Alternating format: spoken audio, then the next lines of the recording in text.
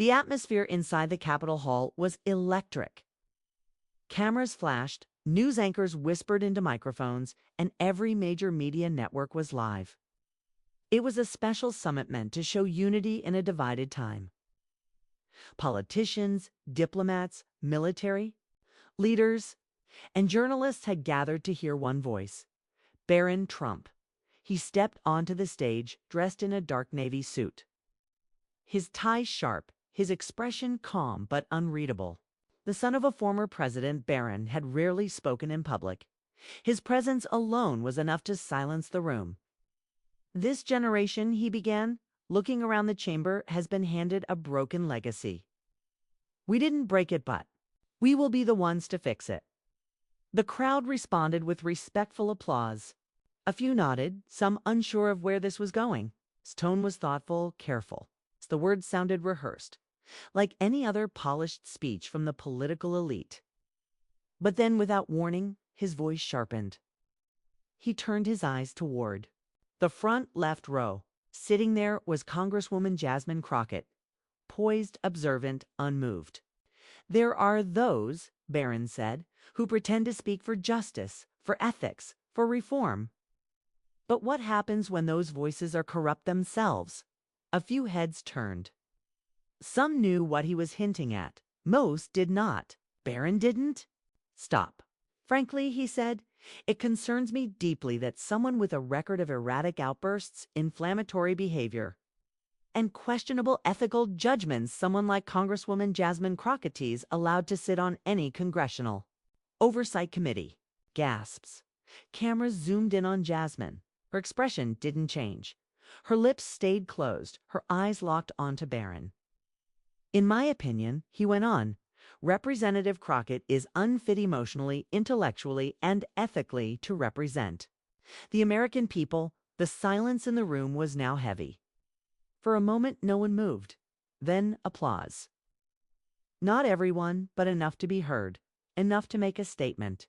Jasmine sat still. She didn't flinch. She didn't look away. She slowly reached into her purse, pulled out her phone, and placed it face down on the table in front of her. Barron's smile flickered for a second. He saw her move, saw the quiet defiance in it, but he didn't understand it. Not yet. The moderator tried to shift the energy, asking if there were questions from the committee, but the panelists hesitated. They were unsure how to proceed. No one had expected a public confrontation. No one had expected Barron, known for being quiet and controlled, to launch such a targeted attack. The camera panned to Jasmine again. She adjusted her microphone, but didn't speak. She leaned slightly forward, her voice soft, barely above. A whisper. You shouldn't have pushed me, Barron. It wasn't meant for the public. But the mic was still on. The words echoed through the speakers. The audience froze. On the side of the stage, one of the broadcast technicians turned to a producer. Was that live? The producer didn't answer. He was already on the phone. Behind him, one of the legal advisors stood up quickly, pulling out a folder. Others whispered into earpieces, trying to confirm whether Jasmine's mic had been muted or not. It hadn't. Back on stage, Barron paused for a second. He gave a polite smile to the cameras. But the light in his eyes had changed. Jasmine looked down at her phone for a moment, then up again. Calm, measured, waiting. Whatever was about to happen was clear now. This summit wasn't going to be just another headline. It was going to be a war. The room was quiet, but not with peace, with tension. Everyone had heard Jasmine Crockett's whispered words. You shouldn't have pushed me, Barron. Though spoken softly, they echoed like a warning shot across a battlefield. The cameras didn't cut away. News anchors, stunned at first, now scrambled to reframe the moment. Social media lit up within seconds. Jasmine slowly turned her phone over. The screen was dark, but her finger hovered above the play button. She didn't rush. She didn't flinch. Barron Trump, still standing at the podium, cleared his throat and attempted to regain control. We can't allow emotion to cloud our judgment, he said, his voice louder now, trying to hold the narrative. This is about accountability, about integrity. Jasmine finally spoke, her voice low but sharp. "Then let's talk about integrity, Mr. Trump." A collective breath was held across the room. Everyone knew something was coming, something unplanned. "I wasn't going to play this," Jasmine continued, eyes now on the press gallery. "But since we're questioning who is fit to serve, the American people deserve to hear this." She tapped the screen. A distorted voice came from the speakers, at first grainy, muffled, but it grew clearer. A man's voice, familiar. "Keep her off that panel. She talks too much, doesn't play the game. Get someone to leak the ethics report." She folded under pressure. The voice was unmistakable. Gasps broke out again. The media technicians widened their eyes. It was the voice of a senior aide in the Trump political circle. Someone who, just weeks ago, had denied involvement in any smear campaigns. The moderator attempted to interrupt. "Congresswoman, please." But Jasmine raised one finger, not angrily, just firm. "There's more." The next part of the recording sent a chill across the hall. "She's emotional. Use that. Frame her as unstable. It worked before, it'll work again. We don't need another Maxine Waters running rogue." The hall erupted, not in cheers, in shock, outrage, and confusion. Even Barron's closest allies on the panel looked shaken, took a step back from the podium. His calm exterior was starting to crack. "Where did you get that?" he asked quietly. Jasmine stared at him.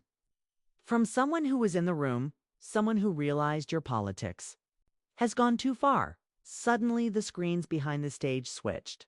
Someone from the media booth had pulled up a transcript of the recording.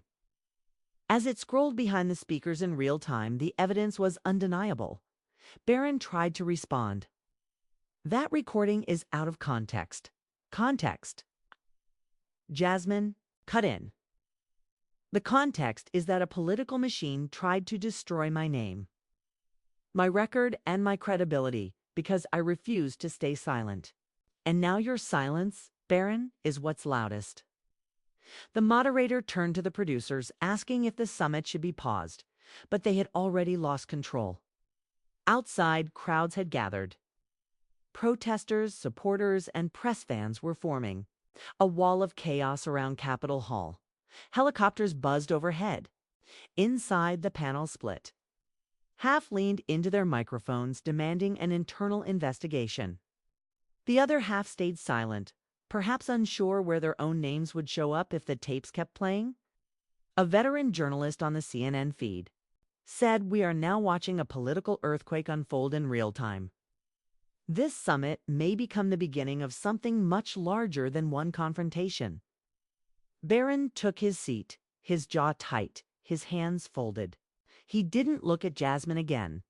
Jasmine picked up her phone and turned off the audio. She looked out at the press, then at the American flag hanging behind the stage. "This isn't about me anymore," she said. "This is about a system that punishes truth tellers and protects manipulators. And I will not back down." The camera zoomed in on her face as the screen slowly faded to black, only the sound of flashing cameras and braking. News alerts filling the silence. Outside, one protester held up a sign that read, "Truth always finds a microphone." The summit hall emptied slowly, but the noise outside only grew louder. Helicopters circled like vultures above the Capitol. Cable news channels ran split screens. Jasmine Crockett's audio leak on one side, Barron Trump's frozen expression on the other. Inside a private chamber beneath the summit floor, security rushed to separate the main political players. Jasmine was escorted through a side exit under heavy guard. Her phone, now taken in as potential evidence, had already been copied by at least 3 investigative outlets. Leaks were inevitable.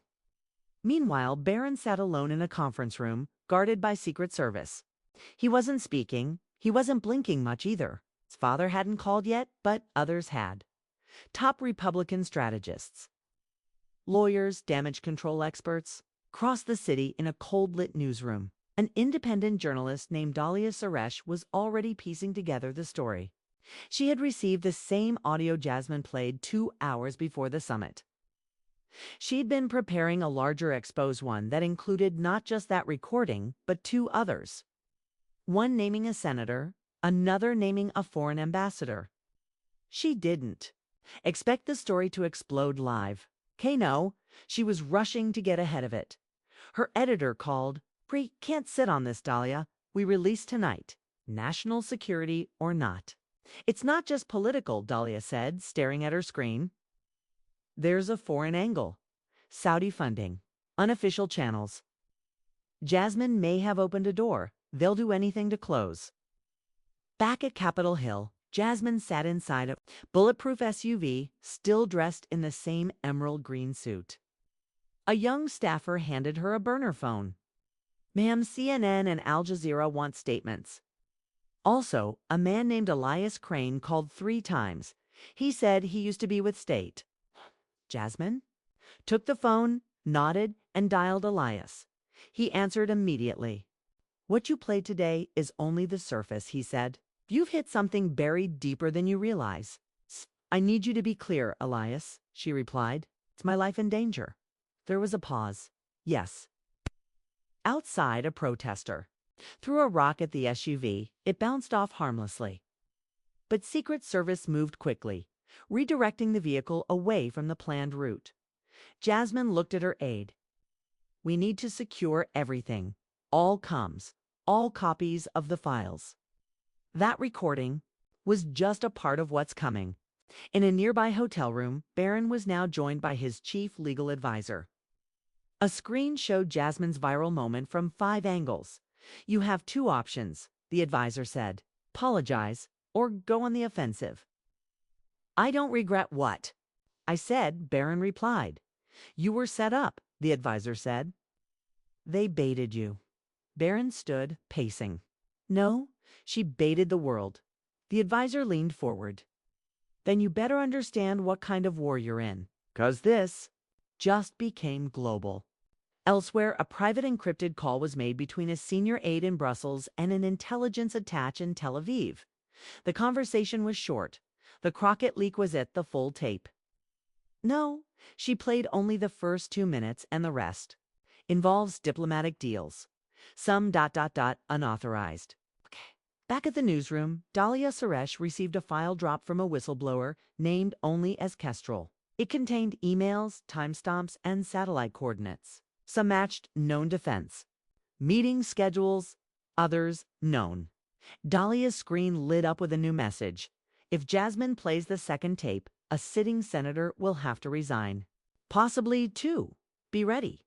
On Capitol Hill, emergency meetings were called. Jasmine was quietly removed from the Oversight Committee for security reasons. Karen was scheduled to appear on a controlled Fox News segment later that evening. The American public was now deeply divided. Some called Jasmine a hero.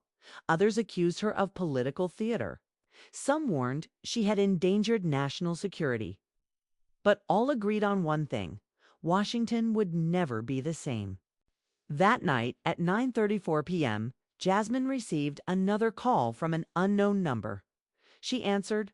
Deep voice said, "You don't know me, but I was in the room when that recording was made." And there's a third file. One that hasn't leaked. One that changes everything. Jasmine sat upright. Who are you? I'm the one they thought was dead. The line went dead. Jasmine stared at the phone, heart racing. Outside, thunder rolled over Washington. The storm had only just begun. Rain pelted the windows of Jasmine Crockett's safe house, a townhouse deep in Foggy Bottom, guarded by plainclothes agents and quiet tension. The room was dim, lit only by a single lamp and the glowing edge of her phone screen. She replayed the final line from the unknown caller over and over. I'm the one they thought was dead. Her hands trembled slightly. She wasn't sure if it was fear or clarity. Across town, in a hidden sublevel beneath a federal building, a task force had been assembled. The Department of Homeland Security, the NSA. And an uninvited observer from the State Department sat around a frost-covered table, each face more drawn than the next. This isn't about Crockett anymore, said a woman in a charcoal suit. She pulled the pin. Yes, But the grenade was built a decade ago. What do we know about the call she got? Asked the Homeland rep. The NSA analyst tapped her keyboard. Signal bounced through a Turkish server farm, rerouted through Lagos, and ended up in northern Alberta. Whoever made that call knows what they're doing, a low voice added. And if that voice is who we think it is. He was declared missing in Kabul, 2015, presumed dead. A silence fell over the room. Back at the townhouse, Jasmine opened a sealed folder Elias Crane had sent by courier. Inside were old black and white photos, surveillance logs, and a printed transcript labeled Operation Cinder Echo, redacted debrief. One section was circled in red ink. Subject overheard in closed-door meeting with Foreign Defense attached. Claims U.S. congressional aid received unregistered funds routed through Gulf intermediaries to influence appropriations. Subcommittee on Rare Earth Mineral Contracts. Confirmation pending. She sat back slowly. This wasn't just political dirt. It was treason. The next morning, Barron Trump appeared on Fox News with a carefully staged backdrop of American flags and framed photos of past presidents. His tone was calmer now, his words precise. The Congresswoman is in possession of classified material. This is not about free speech. It's about the security of our republic. The anchor nodded solemnly, but Barron wasn't finished. I've spoken to intelligence leaders. We're cooperating fully. But we won't be silenced by theatrics. What he didn't say on air, and what his advisors were quietly panicking about, was a classified leak hours earlier to the New York Times alleging that Barron's senior policy advisor once had lunch in Zurich with a lobbyist tied to the very fund Jasmine had exposed. The story was growing fangs. That same afternoon, Dahlia Suresh was contacted by a whistleblower claiming to have the third file, the one mentioned by the voice on Jasmine's call. The transfer would take place in person, midnight, near Roosevelt Island.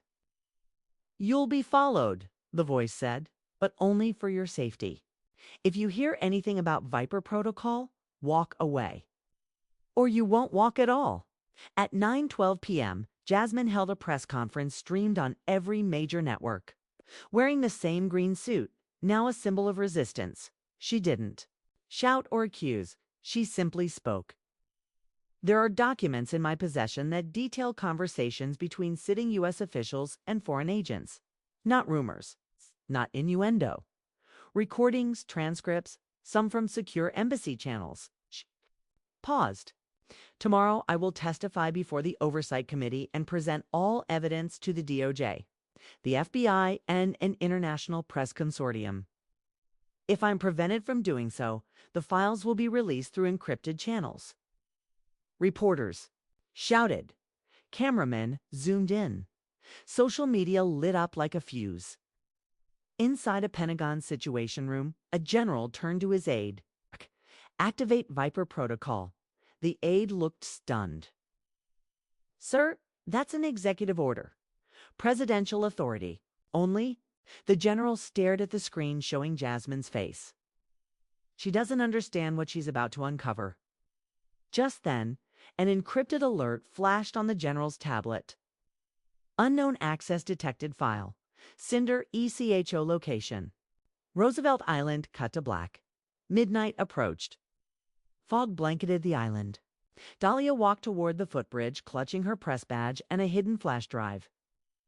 From the shadows, a hooded figure emerged.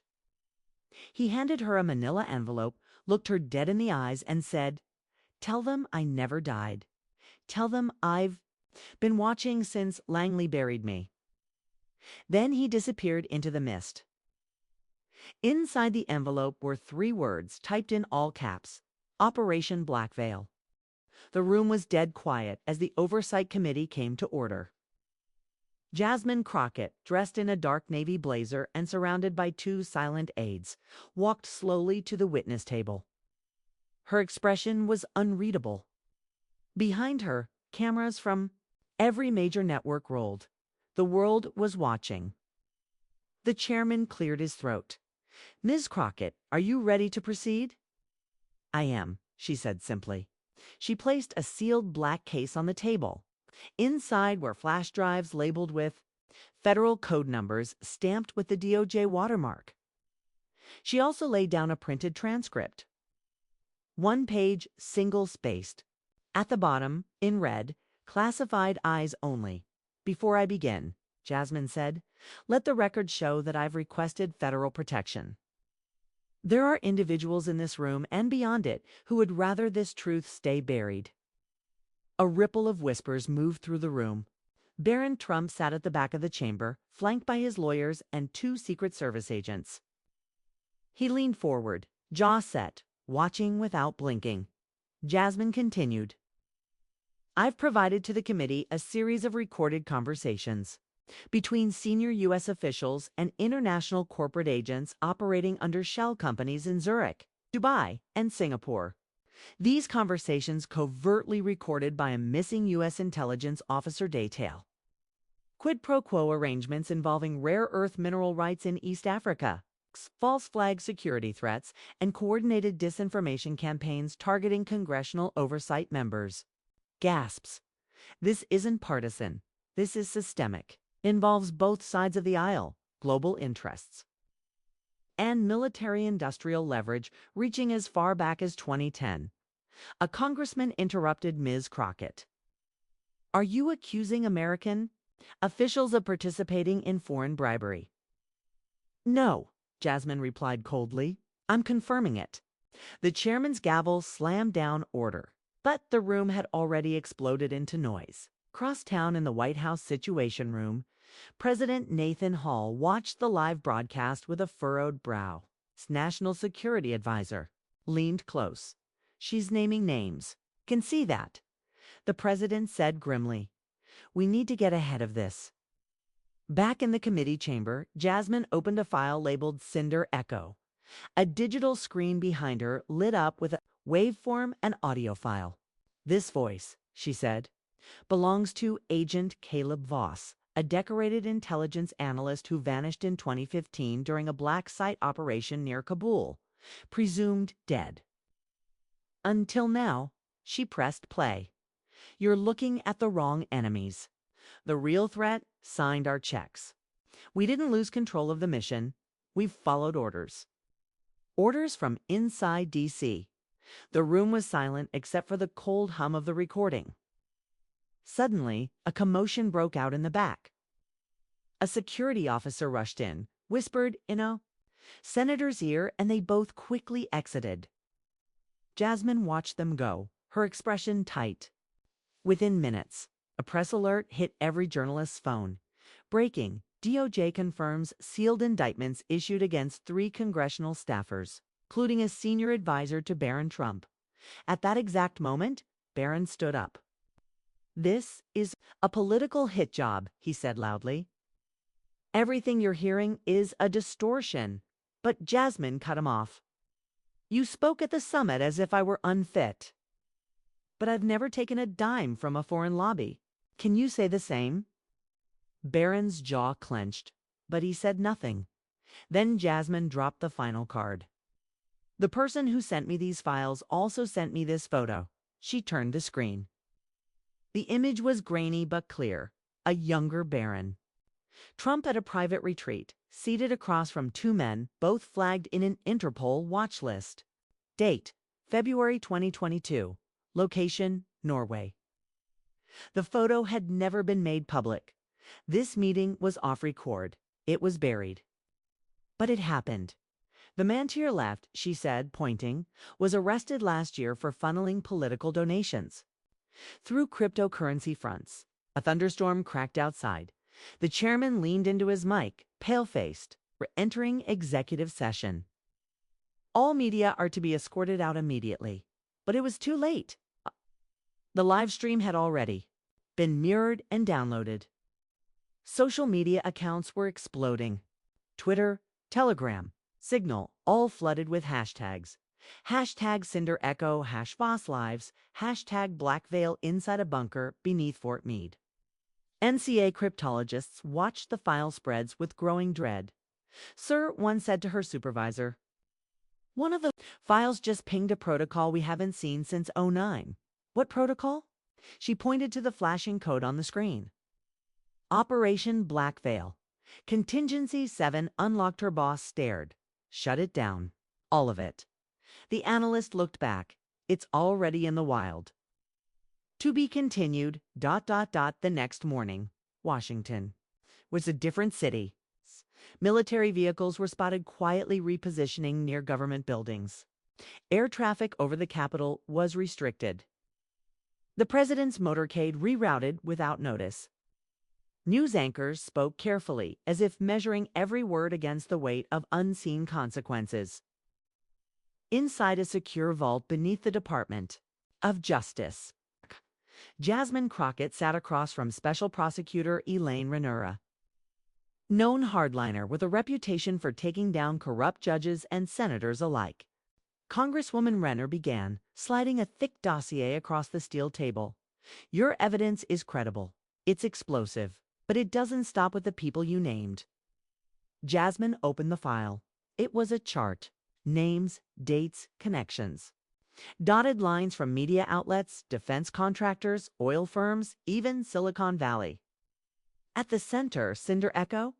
You said Agent Caleb Voss sent you the recordings. Renner continued. We believe he's alive, somewhere in the Balkans. But someone else is moving faster than us. 2 hours ago, an unmarked strike team raided a suspected data vault in Montenegro. Everyone inside was silenced. No survivors. No fingerprints. Jasmine stared at the document. This isn't just a scandal, she whispered. It's a cleanup operation. Renner nodded. And you're now the most visible threat. Meanwhile, at a luxury estate in Northern Virginia, Barron Trump stood in front of a black digital wall, watching clips of Jasmine's testimony play in silence. A voice behind him spoke coldly. You should have let the summit speech end clean. Now we're exposed. Barron turned. It was Alaric Thorne, former intelligence asset turned private political operator, known in backrooms as the broker. Barron didn't flinch. I underestimated her. That won't happen again. Alaric raised an eyebrow. She has the public now. Caleb Voss resurfaces with full audio files. The entire board collapses. You'll lose your legacy. I'm not my father, Barron said, voice steady. I build systems, and I know how to dismantle them. Back at Capitol Hill, Congress was thrown into chaos. Emergency sessions were called. Subcommittees were dissolved overnight. 3 high-level resignations hit the wires by noon. But something else was happening beneath the surface. Journalists from the Intercept BBC World and Al Jazeera Investigates received identical encrypted files from an unknown source. The subject, line read, VOSS, Redline Alpha. The files contained raw surveillance logs, including drone footage over unlisted compounds, audio intercepts from encrypted calls, and signed authorizations from officials in 5 countries. All of it pointed to one horrifying truth. The Cinder Echo network wasn't just about bribery or espionage. It was about targeted destabilization, planting political puppets in developing countries to control resources, collapse regimes, and keep global markets dependent on American infrastructure. And it had been running for over a decade. Jasmine was called into a private media bunker operated by an investigative arm of the European Parliament. She sat in front of a global panel, broadcast through secure feeds. One of the officials asked, bluntly, why now? Why you? She answered with calm fury. Because I was tired of watching shadows pretend to be leaders. Because I was told I'd never matter. Because the truth deserves oxygen, even if it burns the whole house down. As the session ended, her phone buzzed with a message from an unknown number. Coordinates 42.4304N, 19.2594E. 9 hours, bring no one. B, her hands shook. That was in Montenegro. The site of the massacre was Caleb alive. At Langley, CIA Director Helena Park stared at a secure screen showing Jasmine's encrypted message logs. She turned to her deputy. She meets him, everything unravels. We either bring her in or what? She didn't answer. At that moment, aboard a chartered military jet flying under diplomatic clearance, Barron Trump opened a silver case. Inside was a biometric access token marked with the seal of the former Intelligence Coordination Directorate. He held it in his palm for a long time, then quietly said, "Activate Dossier Spectre." The agent beside him blinked. "Sir, hasn't been touched since your grandfather's era." "I know," Barron said. "It's time we remind them who built the game." Meanwhile, Jasmine stood alone on the tarmac of a remote airfield in Albania. The wind was cold. Night was falling. A small plane descended from the clouds, its lights blinking once, then going dark. She clutched the drive strap to her chest, the one no one had touched yet, the one labeled Voss. Final trigger. She whispered under her breath, "If you're alive, you'd better be ready." The plane's door opened. A man stepped out, silhouetted against the floodlights, his left arm in a sling, his right hand raised in greeting. "Jasmine," he said. "We don't have much time. To be continued." The hangar lights flickered overhead as the plane's engines shut down.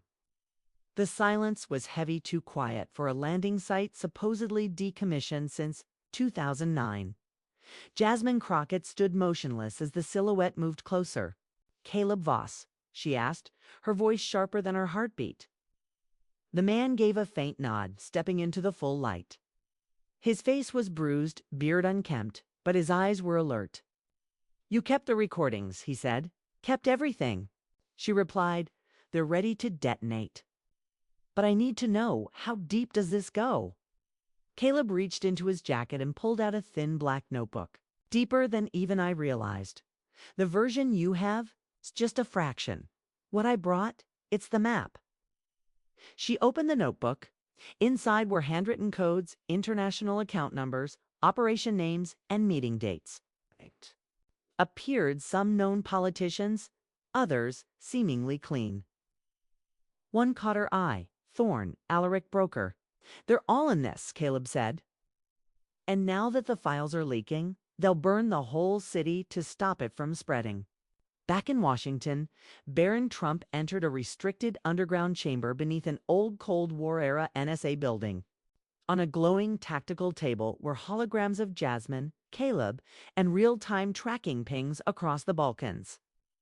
Alaric Thorne stood beside him. "She's with him. They're aligning data as we speak." Barron didn't look up.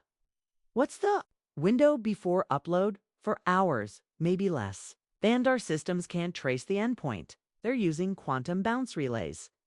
Barron paused. "Then we stop them before they upload. Send the Black Cassette team. Code Gemini Fade." Thorne hesitated. "That team's off the books. No return orders." Barron looked up. He said, "Send them." In Tirana, Jasmine and Caleb uploaded the first fragments of the master file into a secure burst server provided by independent journalists from Europe and South America. The files contained covert funding orders, chemical trial authorizations, and deep state collusion stretching back 30 years. Suddenly, the lights blinked out. "Move!" Caleb shouted, pushing Jasmine behind stacked fuel drums as silenced gunfire rattled through the hangar. Two men in black tactical gear advanced, fast no insignias, no identifiers. Jasmine fired blindly with the Glock Caleb had handed her minutes earlier. One attacker dropped. Caleb lunged for the laptop, yanking the hard drive before it could be crushed. A second burst of fire tore across the concrete, grazing his leg. Jasmine dragged him behind a pillar. "We're not going to make it," he gasped. "We don't need to," Jasmine said, pressing a transmitter patch on the drive. "We just needed to activate the dead man signal. Somewhere in Geneva, London, Nairobi."